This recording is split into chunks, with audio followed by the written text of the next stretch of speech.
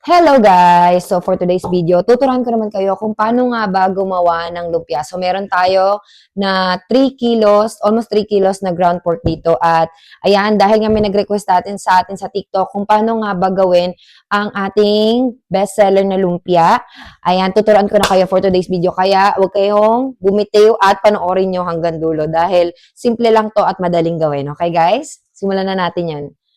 So meron tayo ditong celery. Meron din tayong carrots, meron tayong bawang, at meron din tayong sibuyas. So yan, pagsasamahin lang natin to lahat dito sa ating food processor.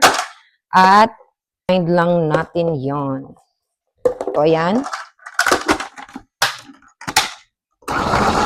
Grind lang natin yan.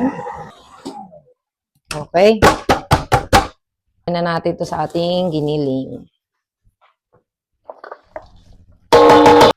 At ayan, lalagyan na natin ito ng pampalasa. So, magsisimula tayo sa asin. Siguro, 2 kutsara.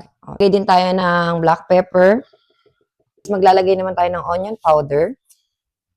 So, ng garlic powder. Cornstarch. Mga 2 kutsara lang pwede na yan. So, ng 3 pirasong itlog. At ayan, ihaluin na natin yan.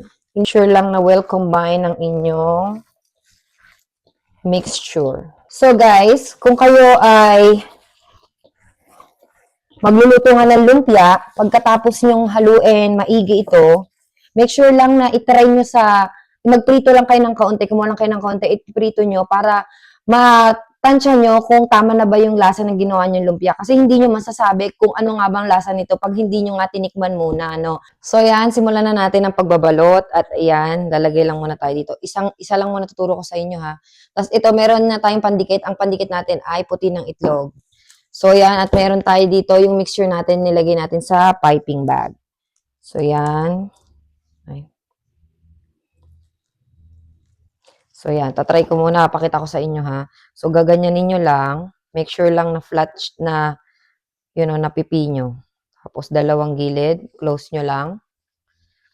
Then, make sure lang na kada atras nyo ng lumpia, tight siya pag ginawa nyo. Tapos yung dulo, lalagyan lang ng white eggs.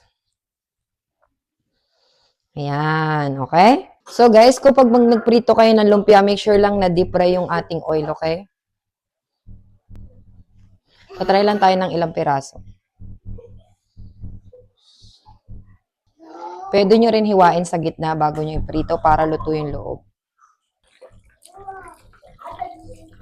Ayan guys, at luto na ang ating lumpia.